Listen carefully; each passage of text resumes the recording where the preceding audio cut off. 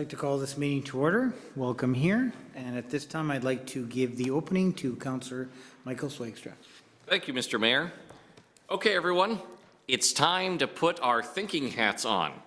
Use your critical thinking skills to evaluate this statement.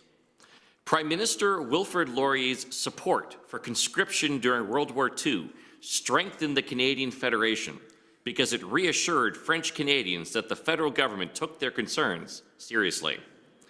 Hopefully, you didn't spend more than 2 seconds on this one. That's because this statement is completely and utterly false. First, Wilfrid Laurier died in 1919, so he clearly wasn't Prime Minister during World War II, which took place from 1939 to 1945. Not only that, but Laurier was actually a strong opponent of conscription during World War I. In addition, French Canadians overwhelmingly opposed conscription, not supported it, in both World Wars. Far from strengthening the Canadian Federation, conscription deeply divided Canadians and fueled significant resentment in Quebec. Notice that we did not use any generic critical thinking strategies to come up to this conclusion. There was no need to find the main idea, to look up key words online, or discuss the statement with our colleagues.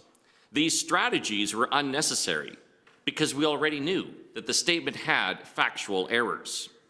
This little exercise illustrates the power of content knowledge.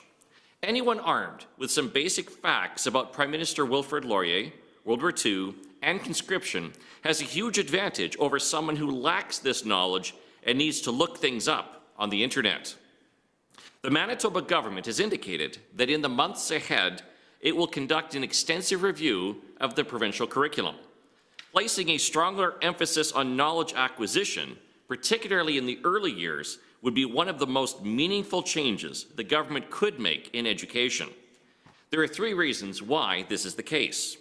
First, as we've already seen, critical thinking is only possible when you know something about the topic at hand. If you want to get advice from a friend regarding a problem, the first thing you need to do is fill them in on the situation, that is, the facts. Critical thinking skills are useless in the absence of knowledge. Second, there is plenty of research showing a strong causal relationship between background knowledge and reading comprehension. In other words, if we want students to become good readers, we need to help them acquire a rich knowledge base.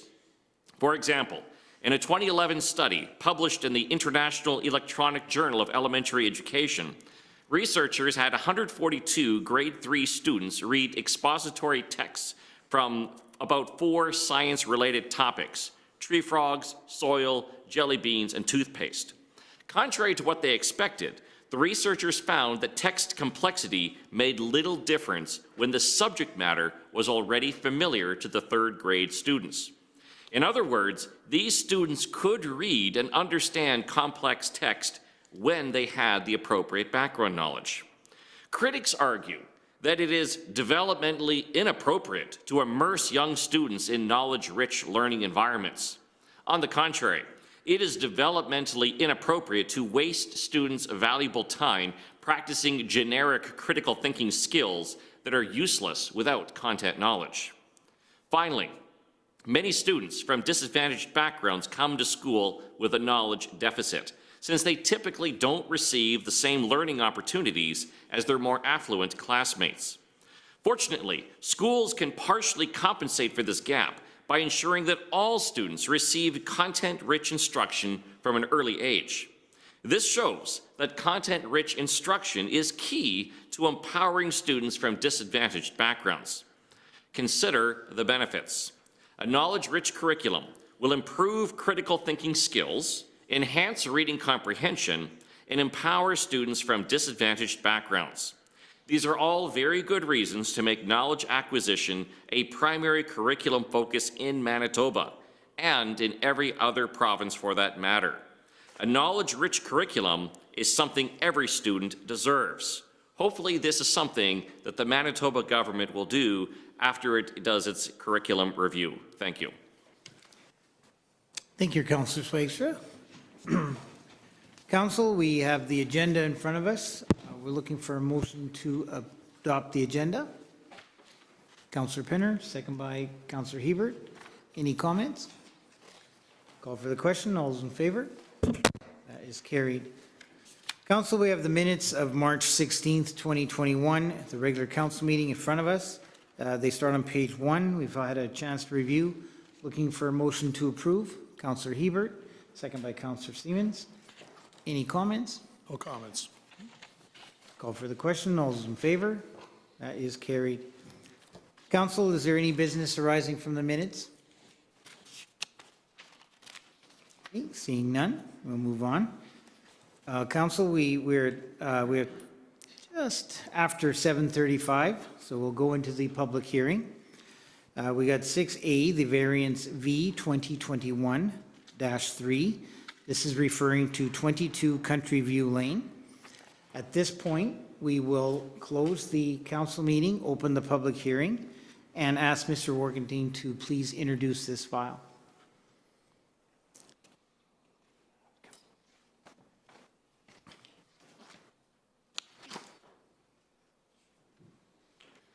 Mr. Mayor and members of council, this application for variance under file V-2021-03 for 22 Country View Lane is being applied for, and the property is owned by Laverne and Kim Payable.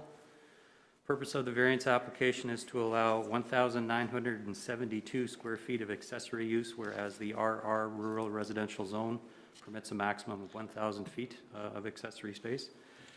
Notices as required under the Planning Act have been issued. There is no written correspondence on file.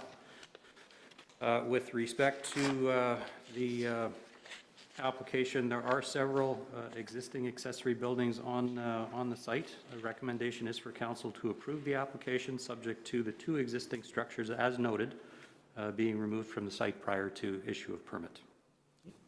Thank you, Mr. Warkentine. And I can see the applicant is here today. Do you wish to speak? You can just take the podium, and please, because it's all recorded, just state your address, your name and your address, and then you can continue. Go forward. Good evening. I'm Laverne Payable. I live at 22 Country View Lane here in Steinbach, and we would like to construct a workshop storage shed on our property. We have a very unique property. It's 2.3 acres, and it's right in town, just along Old Town Road. So we really enjoyed that location. Over the years, we were the destination for all the hockey teams, wind-ups, and all of those kind of things, because we had all that space. So, but anyway, I plan to do woodworking in that shop. I also restore old vehicles and just general maintenance for our vehicles and our equipment that we use to take care of the yard with. So that's unless there's other questions, that's kind of just. Okay. There are 4 older little buildings on the property. We do plan to take 2 of them down this build. And at this point, we'd keep the other 2, but they probably will be going in a couple of years. It'll be gone as well. So, Okay. Council, are there any questions for the applicant? Okay, then you can take a seat again, and we might call upon you again if there are questions. Now I will ask if there are any. Is there anyone here with comments, questions, or objections to this file?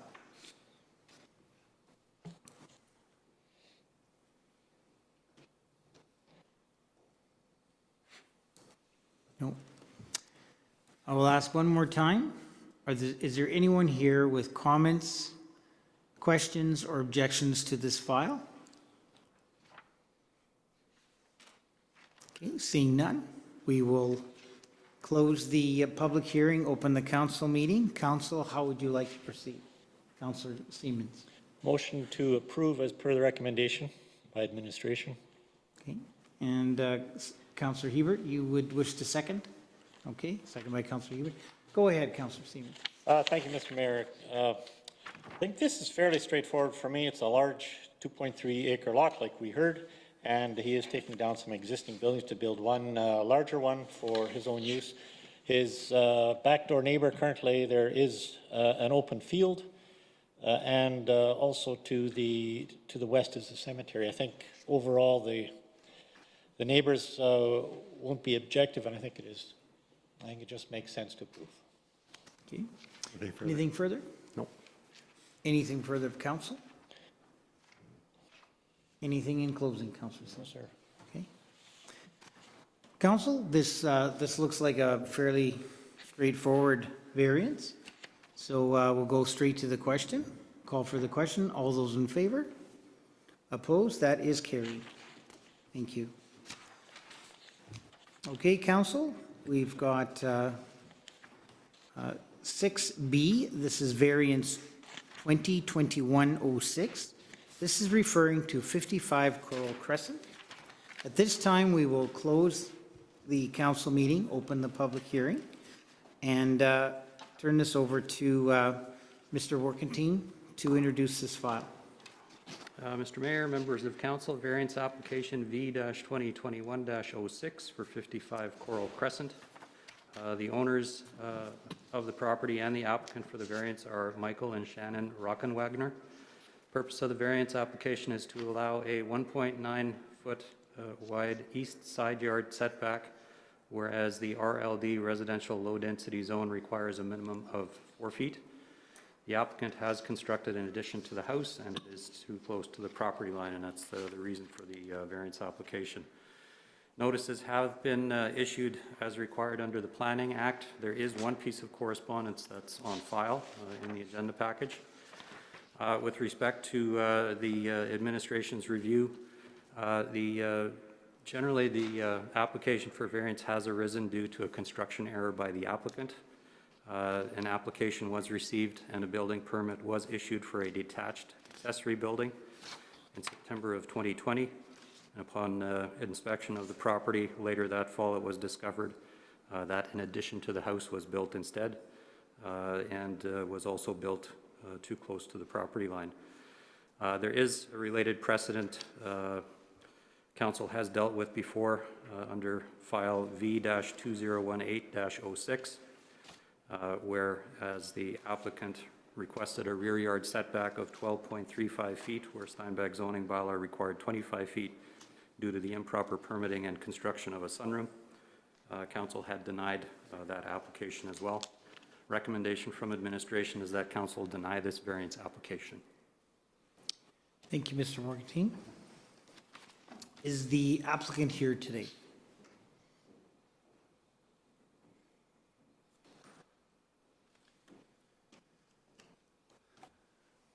Okay, the applicant appears to not be present. So is there anyone here with questions, comments, or objections to this file?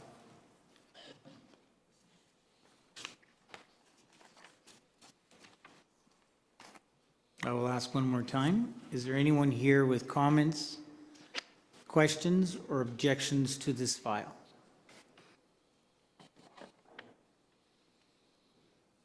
Okay, seeing none, we will now close the public hearing, open the council meeting. Council, how would you like to proceed? Councillor Zwaagstra? Thank you, Mr. Mayor. I'll make the motion to deny the variance. Okay. Do we have a seconder for that? Councillor Penner? Go ahead, Councillor Zwaagstra. Thank you, Mr. Mayor. There are two main reasons for my motion to deny. The first is that what was constructed did not match what was in the permit.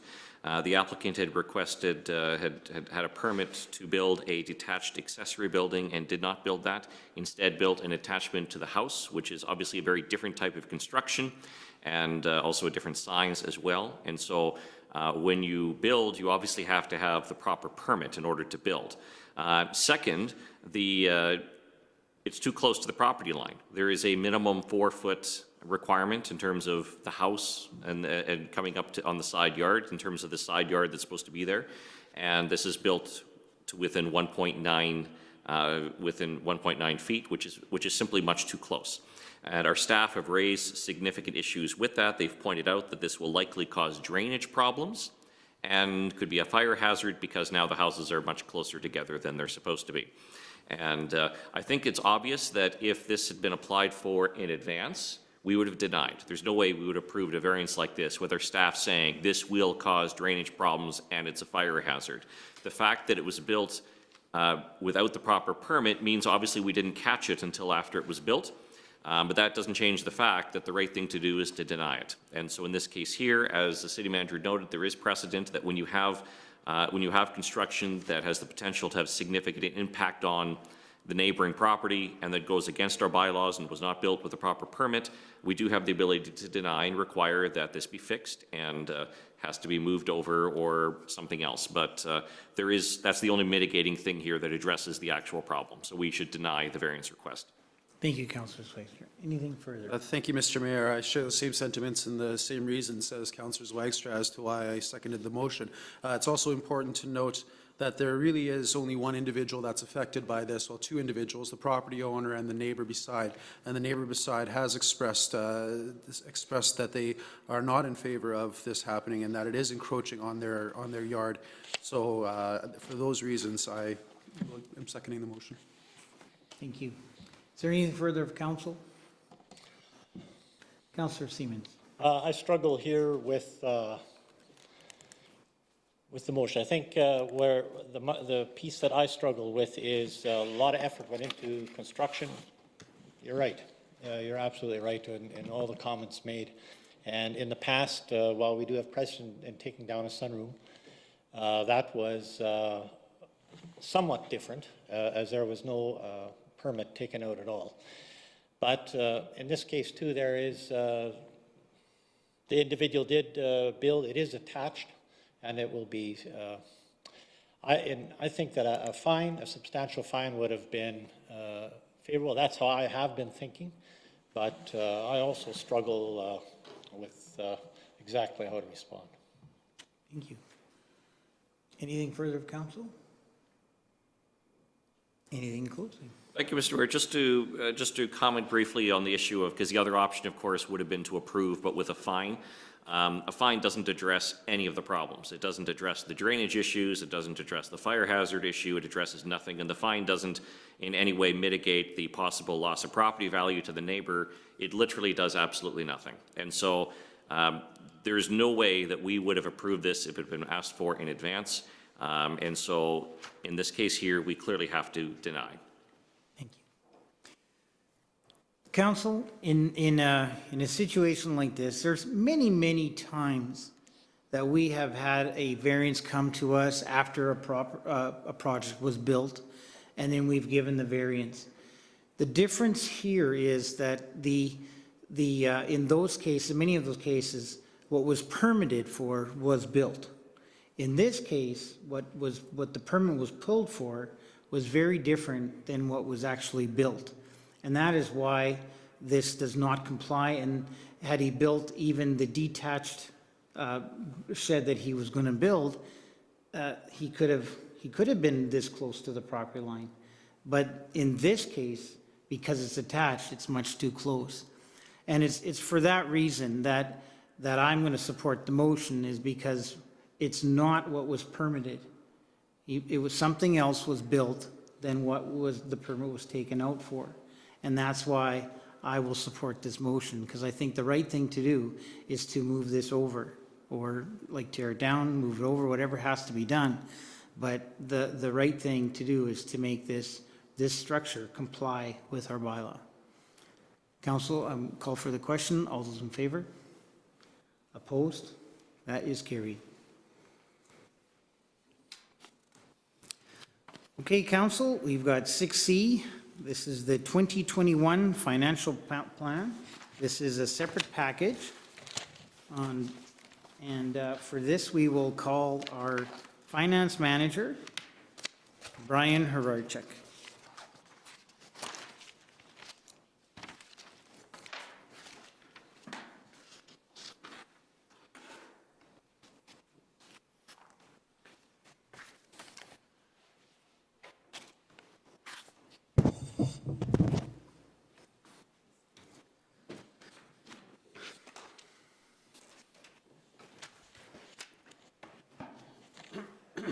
Thank you, Mr. Mayor, members of council.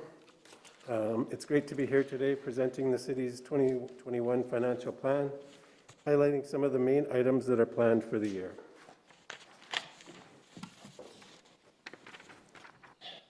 The annual budget cycle is almost a continuous process. For the 2021 budget year, it started early in 2020. Throughout the process, input is provided by staff, management, and council. The financial plan being presented today is based on the recommendations of council provided at their final review in November.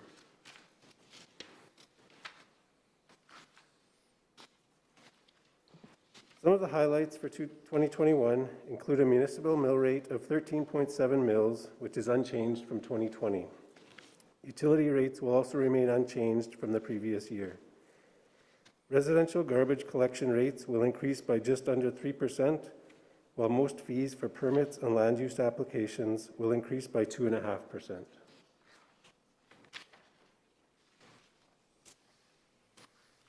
The overall capital program for 2021 is budgeted at $19.6 million.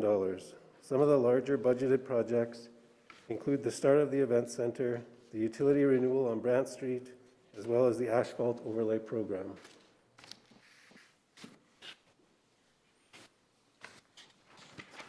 Overall, projected revenues for 2021 are just under $32 million.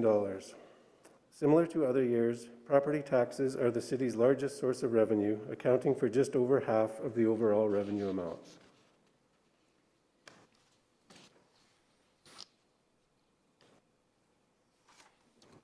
For 2021, there was a property value growth of 2.6%.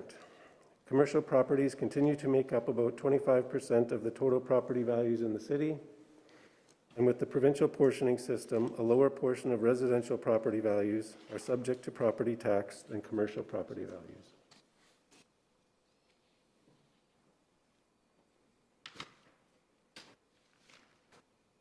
As I mentioned earlier, the property tax rate of 13.7 mils is unchanged from 2020. About half of the budgeted municipal revenues are from property taxes, and $15.9 million will be raised by property taxes in 2021. The city is also required to collect the education and school taxes on behalf of the province and Hanover School Division. As in previous years, this is projected to make up just over half of the typical residential tax bill.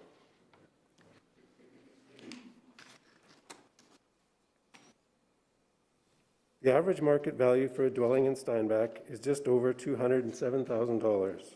Based on this and the budgeted municipal mill rate, the average city property tax bill works out to just over $100 per month.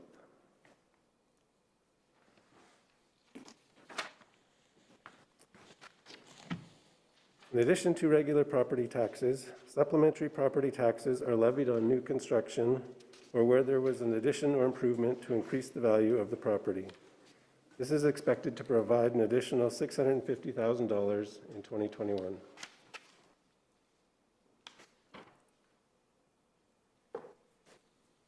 Federal and provincial operating grants have also been a consistent source of revenue for the city. The provincial per capita tax sharing grant is expected to provide $2.9 million in 2021, while the federal gas tax grant will provide just over $850,000.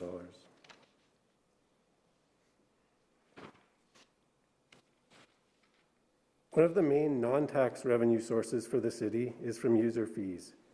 These are fees paid by those who benefit from the service provided. Some of these services compete with the open market, but a number of the rates may be subsidized for programs to be accessible.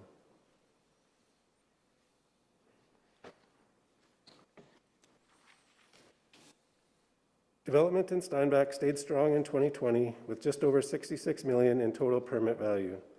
This activity is expected to continue into 2021 and beyond.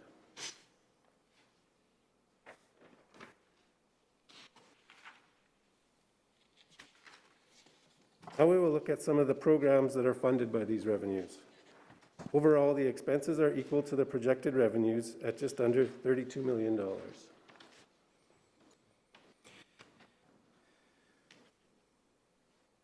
Some of the 2021 programs include the Waste Reduction and Recycling Program for $855,000, support for the Epp Library at just over $400,000, the beautification at $224,000, and various other programs as listed.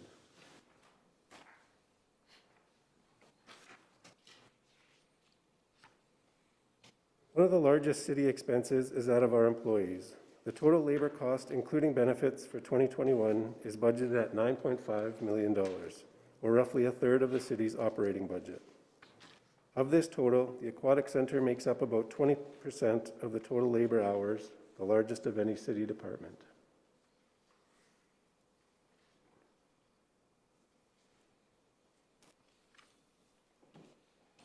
Protective services includes 16 RCMP officers, 44 firefighters, and 8 fire trucks, and a community services officer to enforce city bylaws. The total cost of these services is budgeted at $4.2 million for the upcoming year.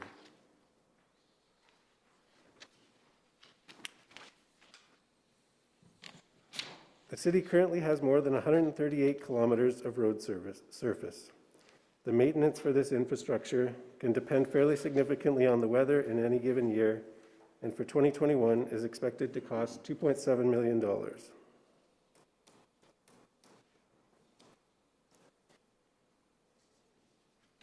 Solid waste services.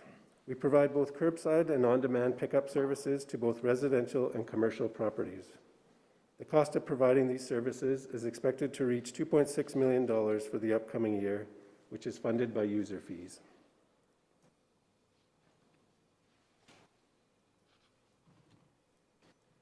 Our primary recreation facilities include the Aquatic Center, Arena, 80 Penner Park, Curling Rink, Soccer Park, as well as various green space and parks around the city. We hope that the usage of these rec facilities can return to normal in 2021, with the expected cost of operating and maintaining these facilities budgeted at $4.1 million.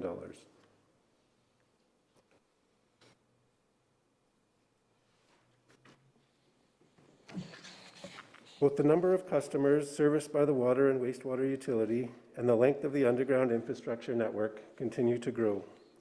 The expected cost to maintain this infrastructure and provide the utility services is expected to be $4.1 million in 2021.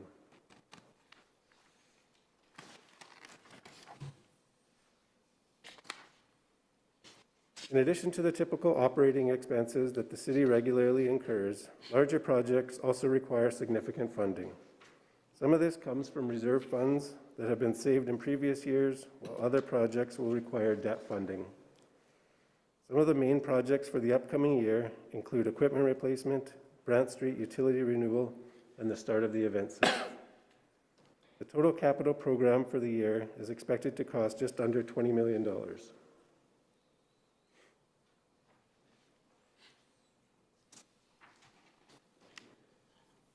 The city will periodically issue debt in order to add or renew various infrastructure or facilities throughout the city.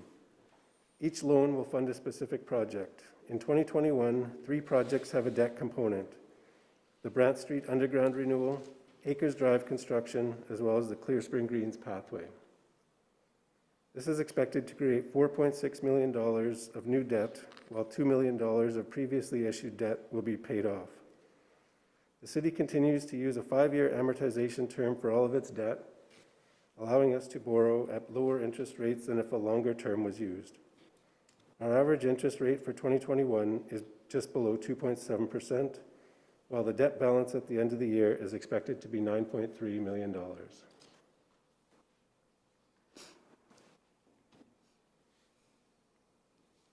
Payments that are required for previously issued debt will total $2.2 million in 2021. Of this amount, $178,000 is interest. Funding for these debt payments is raised through property taxation, and for 2021, 2 mills will be required to raise the necessary funds. This equates to just under 15% of the total city tax rate.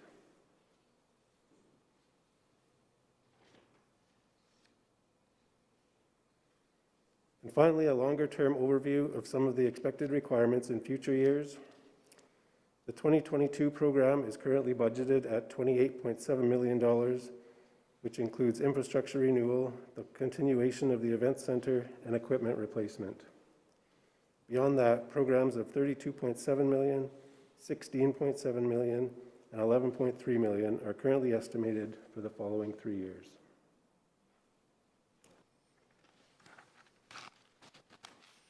That concludes the presentation of the 2021 financial plan. Thank you, members of council. If there are any questions, I can answer them now. Councillor, are there any questions for Mr. Haruchek? Okay, thank you. Thank you very much.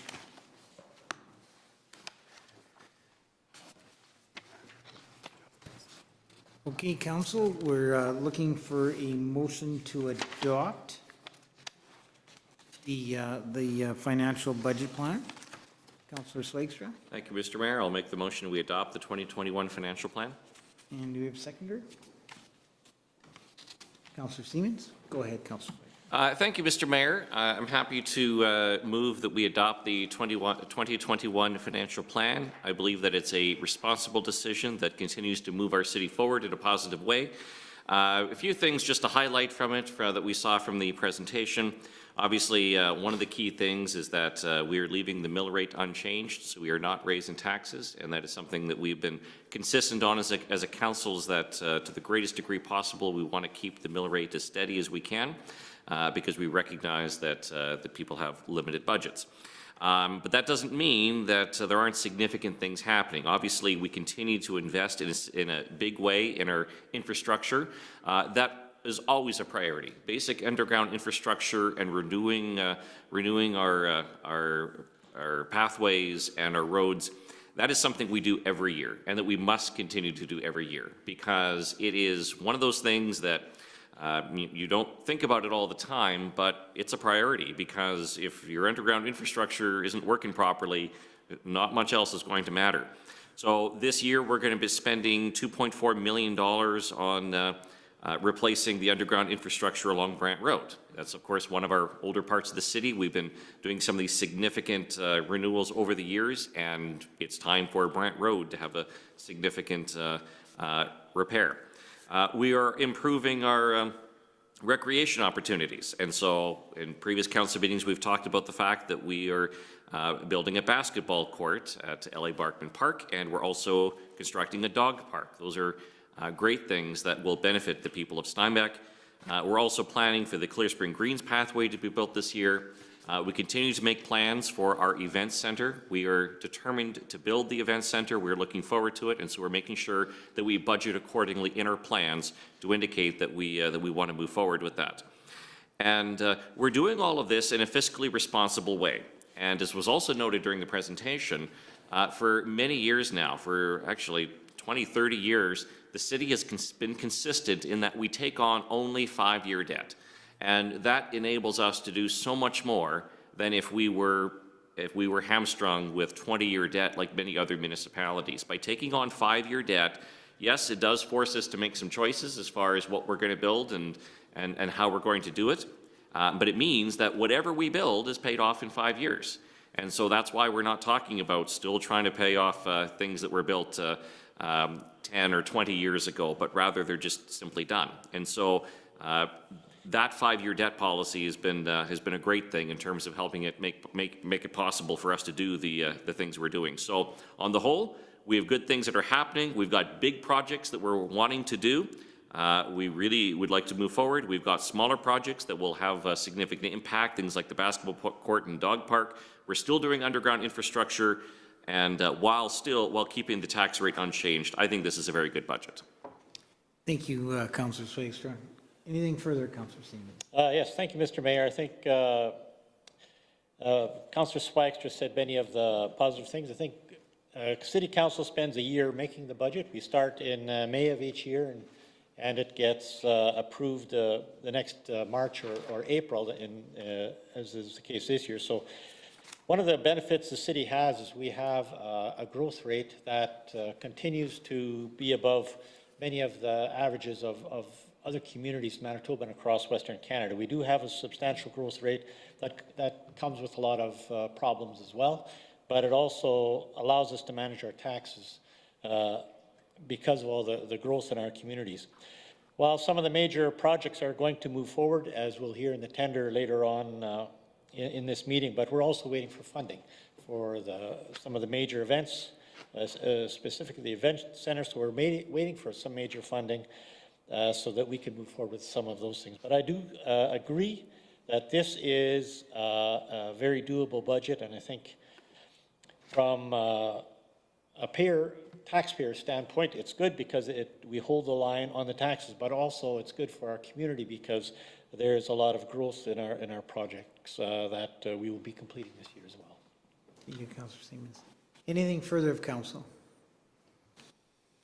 Anything in closing? No. Well, Councillor Zwaagstra is correct, and so is Councillor Siemens. This is a very aggressive budget, but it's a very good budget. And I think this budget, it checks off all the boxes, because we're keeping the small neighborhood projects alive, but we're also looking forward to the future, to the big projects. And that's what makes me so excited, that we're not neglecting one for the other. We're doing them all across the board. And that's why this is such a nice balance of a budget. And Council, I'm really, really excited for the work that we are doing in this budget. And as we get closer and closer, and the glorious day where we actually take a shovel and turn the sod for the event center, that is the day I'm looking forward to. And this budget has got it in there, and that's why I'm so excited. But I'm also excited for the dog park. This is something that the residents of Steinbach have asked for many years, and we finally can fit it in a budget, and we can finally do it. And we can do this all, small and big projects, without adjusting our mill rate. And that's what's exciting. Council, thank you for working so hard on this budget and the project list that we were looking at. And I want to thank our staff because they worked tirelessly also. And especially as the event center is coming closer and closer, they're working very, very hard at making this a reality. And I just want to remember them at this time too. And this is a joint effort. This is government or council working with staff to make such an amazing thing happen. And in this budget going forward, and the next few budgets too, for the next few years, it's going to be very aggressive. But council, we can do it because we've set on a good foundation. Call for the question. All those in favor? That is carried. Thank you. There's no delegations. We go to number 8, reports and recommendation of city manager. This is 8A, Brandt Street Capital Works Project. This is the tender award on page 32 of your package. Mr. Workney, could you please introduce this file? Mr. Mayor, this file relates to a tender that closed on March 4th, 2021 for the 2021 proposed infrastructure renewal program for Brandt Street water and sewer lines. The tender had 4 bidders, and recommendation from the project engineer, Morrison Hirschfield, is to award parts 1 and 2 of the tender to Maple Leaf Construction Ltd. The overall bids that were received were actually over budget, and in order to try to be able to make this recommendation to council to award the tender, administration is recommending that the sidewalk portion of the project be deleted. And further, because of the bid for this water and sewer component of the project being higher than what was expected, administration is also recommending that council approve additional funding for the project of $300,000 to be provided by the city's utility reserve fund to be able to provide the appropriate funding for this project. As a result, the project budget would increase to a total of $2.715 million, and recommendation from administration is to award only parts 1 and 2 of the tender for the water main and sewer main work to Maple Leaf Construction for the amount of $2,342,325 plus applicable tax. I also would request that the resolution from council, it could be combined, both awarding the tender and to also approve the additional funding, or council could deal with it separately, whichever you choose. Okay, thank you, Mr. Fortin. Okay, council, we heard from administration that we're looking for a motion to approve the tender award to Maple Leaf Construction for $2 million, just over $2.3 million, but also to combine in that motion extra $300,000 to come out of utility reserve. So do we have a mover for that motion? Councillor Zwaagstra? Thank you, Mr. Mayor. I'll make the motion that we award the tender as per the staff recommendation and to also increase the budget by $300,000 to be provided by the city's utility reserve fund. Thank you, and second by Councillor Penner. Go ahead, Councillor Zwaagstra. Thank you, Mr. Mayor. This is basic infrastructure renewal here, and it's important that we proceed. We know that sometimes when we tender projects, we always like it when it comes below budget. Sometimes, however, it comes in above budget. In this case here, not doing this project is not an option. The recommendation from the city engineer is pretty clear that when you consider the age of the infrastructure and the traffic volume there and the maintenance that's already required, we need to do this. And so the responsible thing to do is to move ahead, but we are removing one component, that sidewalk component, and hopefully we can do that next year when the prices might come in a little better. And also, we are taking some additional money out of the utility reserve in order to make up some of the difference. But not doing this is not an option. We do need to move ahead. Okay, thank you, Councillor Zwaagstra. Councillor Penner. I concur with Councillor Zwaagstra. Regarding the sidewalk that's being taken out, that isn't too much of an issue because there's still a sidewalk on the east side of the highway. So this would provide an additional sidewalk on the west side, but it's not like this will be an unsafe area as there is safe pedestrian sidewalk over there. That's it. Okay. Anything further of council? Councillor Siemens. Through you, question to administration. Go ahead. Where will the water and sewer lines, where do they currently run that we're replacing? Is it all on the east side or the west side of the? My understanding is both the water and sewer lines they both run on the western side of the road allowance. I can't remember which is which, but one runs under the westernmost lane, traveling lane, and the other line runs under the curb and or boulevard of the road edge. So this doesn't affect the storm sewer on the east side? No. And so, okay, because the sidewalk was, where the sidewalk was supposed to go that is the area that's going to be under construction? Partially, yes. The one block section of sidewalk was planned to span from Ellis Avenue to Woodhaven Avenue. Yeah. That portion would be postponed. Okay. Now, Mr. Mayor, I agree with the project. I agree with all the discussion that has gone on, and the one benefit will be that when we do add a sidewalk down the road, the ground will be settled after construction. Okay. Anything further of council? Councillor Hebert. Mr. Mayor, I'm pleased to see that Maple Leaf got the lowest bid. This is a company that has done several construction projects for the city and always comes well recommended. So it's nice to see that they will again be taking over this job. Thank you, Councillor Hebert. Anything further of council? Anything in closing? No. Okay. Council, yes, this is an important project to get done, and the sidewalk is a piece that can be pulled out, and as was stated before, we can always tender this out in a different year when money is a little more free. Okay. Call for the question. All those in favor? Opposed? That is carried. Okay, we'll go to 9A. That's the accounts payable at the back of the book. We've all had an opportunity to review. Looking for a motion to approve. Councillor Hebert, second by Councillor Penner. Any comments? Our bills. Okay. We'll call for the question. All those in favor? That is carried. 9B, we got the building permits for March 2021. That's from page 43.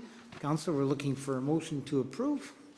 Councillor Hebert, second by Councillor Siemens. Go ahead, Councillor Hebert. I'm looking at this here and it looks good. We got some really good permits again. One more time, we have 4 million in total permits and year-to-date at 9.2 million. It's exciting. Anything further, Councillor Siemens? Anything further of council? Anything in closing? Nothing in closing. Well, council, that is correct. We've had another great year. Matter of fact, we're ending the quarter this year at $9.7 million in permits. This month alone, we've added 12 single-family or two-family units. We've already added 4 multifamily units for a total of 16. Our year-to-date on family units is 46, but it shows there's been a lot of investment in family units this year so far. That just tells us that Steinbach is a choice for many, many people to live, and that sounds good. So when people come together, also other things start coming too. Council, I do believe that we are looking forward in the future to many great things this year. So this is just the start of something even more fantastic. So call for the question. All those in favor? Opposed? That is carried. Okay, on 9C, we've got excavator license on page 45. Looking for a motion to approve. Councillor Penner. Second by Councillor Penner. Go ahead. Nothing to add. Consensus. Okay. We'll call for the question. All those in favor? That is carried. Got 9D, we got on page 46, we got business licenses. Looking for a motion to approve. Councillor Siemens, second by Councillor Hebert. Further. Call for the question. All those in favor? That is carried. Got 9E, bylaw 2169, tax sale manager. This will be first and second reading today. It starts on page 47. Mr. Worthing, could you please introduce this file? Mr. Mayor, this bylaw for the creation of the tax sale manager bylaw is related to the resolution that council dealt with at last meeting, which was to designate the tax sale year. In order for the city to proceed appropriately through the tax sale process, it is a requirement to have the authority to appoint a tax sale manager. This bylaw would do that. Recommendation is for council to give this bylaw first and second reading. Okay. Council, we're looking for first reading on the bylaw for the tax sale manager. Motion to approve. Councillor Siemens. Second by Councillor Penner. Go ahead, Councillor. Thank you, Mr. Mayor. The city of Steinbach is in a position where that they have not been in very often since 1946, is that put a property up for tax sale. In order to do that, we need to appoint a tax sale manager as per discussions with administration, and this bylaw would then allow us as a council to define who that is and what the process is. Anything further, Councillor? Anything further of council? Anything in closing? Okay, we'll call for the question. All those in favor? That is carried. And we'll go directly into second reading. Motion for second reading. Councillor Penner, second by Councillor Siemens. Any Nothing comments? Anything further? Sir? I'll go right into the question. Call for the question. All those in favor? That is carried.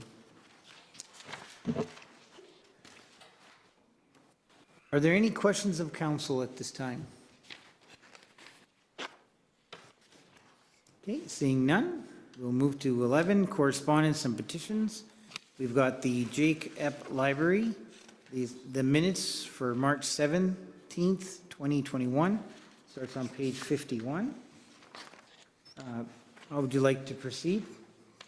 Take it as information? Okay. And then we've got 11B, the Minister of Municipal Relations, referring to the Mobility Disadvantaged Transportation Program. On page 53, it's a letter just showing our approval to our grant. Take it as information. Okay, thank you. There's no other business. Looking for a motion to adjourn. Councillor Hebert, second by Councillor Penner. Call for the question. All those in favor? That is carried. And our next regular council meeting is Tuesday, April 20th,